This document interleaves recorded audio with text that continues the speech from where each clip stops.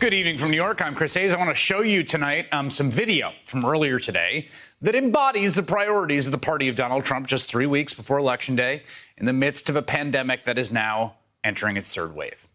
That is Utah Republican Senator Mike Lee speaking in person in the room at the Supreme Court confirmation hearing for conservative judge Amy Coney Barrett today. As you can see, Senator Mike Lee, though speaking, is not wearing a mask. And you may recall the senator from such events as this one. That would be the White House Rose Garden event on September 26th that Dr. Anthony Fauci described as a super spreader event for Amy Coney Barrett, where Senator Lee was seen hugging people. And here's Lee maskless 3 days later with Judge Barrett.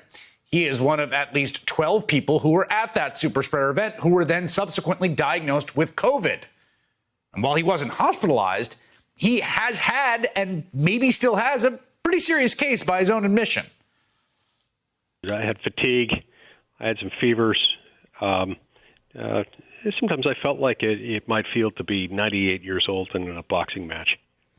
Now, Mike Lee is not fully out of the woods. His doctor today released a letter that acknowledged that while Lee is improving, he is basically still experiencing symptoms, self-reported.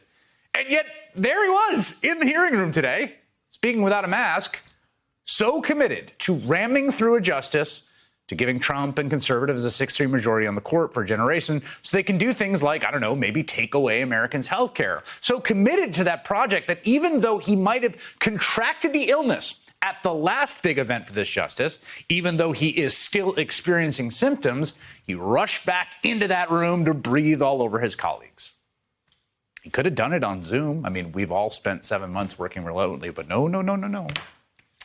Why? Well, because they just don't seem to care how many people get sick and how many people die, so long as they can push their justice through.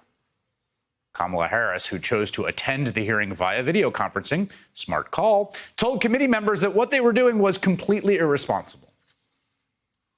This hearing has brought together more than 50 people to sit inside of a closed-door room for hours while our nation is facing a deadly airborne virus.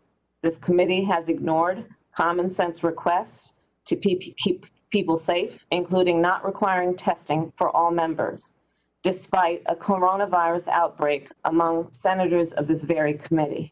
She's right. Senator Lindsey Graham, you may recall, chairs the committee in a tough re-election battle in South Carolina against Jamie Harrison. He's been in contact with COVID-positive senators and has refused to get a COVID test, apparently for fear, oh my word, he might test positive and then not be able to ram through the judge before Election Day. Neither would another committee member get tested, Senator Chuck Grassley. Look at this. There's Mike Lee and Lindsey Graham before they took their masks off, standing directly above the 87-year-old Grassley this morning and chatting. Let's hope those masks were on tight. Now, Donald Trump's party wants to ram through this judge, and cement the majority for a generation, no matter who gets sick, whether in their own circle or in America at large.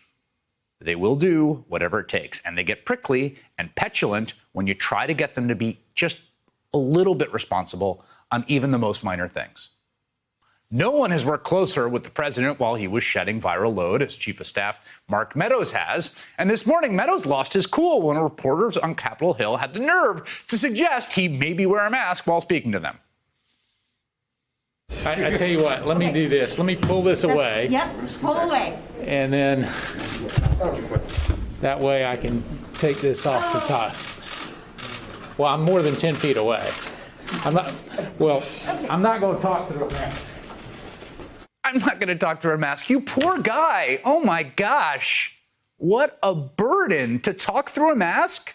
Man, whew, I understand where you're coming from. It's not like millions of people have been doing this for 7 months so that we don't get each other sick and so that more people don't die. But I understand. That attitude is no surprise coming from someone working for a man who made a point of removing his mask while still infected with COVID and then returning to the White House. In Ohio today, Joe Biden said the president's approach to the virus is somehow only getting worse. His reckless personal conduct since his diagnosis has been unconscionable. The longer Donald Trump is president, the more reckless he seems to get. The behavior on display from this president and from his enablers in the Senate today is why we are now in the third wave of coronavirus. It is why we have one of the highest death tolls per capita of rich countries. It is why cases continue to spike. Look at that. You can see the line of the pink chart climbing. Nearly 50,000 new cases a day on average. Next to it, perhaps even more worrying, hospitalizations in the blue chart. And that's ticking up again. There are now 35,000 Americans in the hospital right now as I speak to you with this virus. That's trending up too. And we are still averaging 700 deaths daily. We are entering the third wave 3 weeks before the election.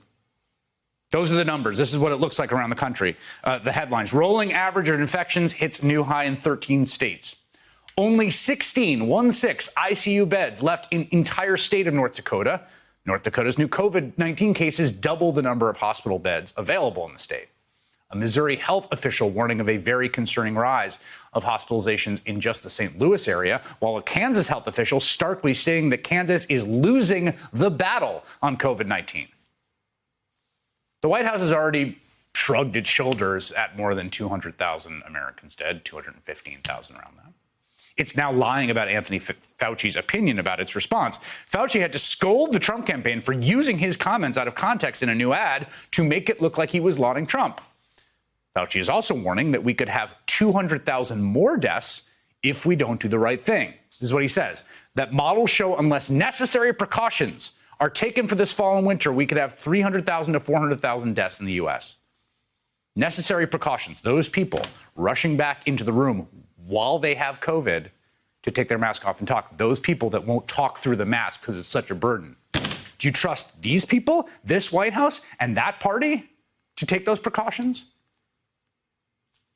The stuff is a matter of life and death. There are tens of thousands of people right now who aren't sick, who are going to get sick and die if the right precautions aren't taken. They don't appear to care how many people die if they can get their Supreme Court justice through or somehow get this president reelected. It sounds almost deranged and hyperbolic to say it, but it is absolutely the plain and indisputable truth.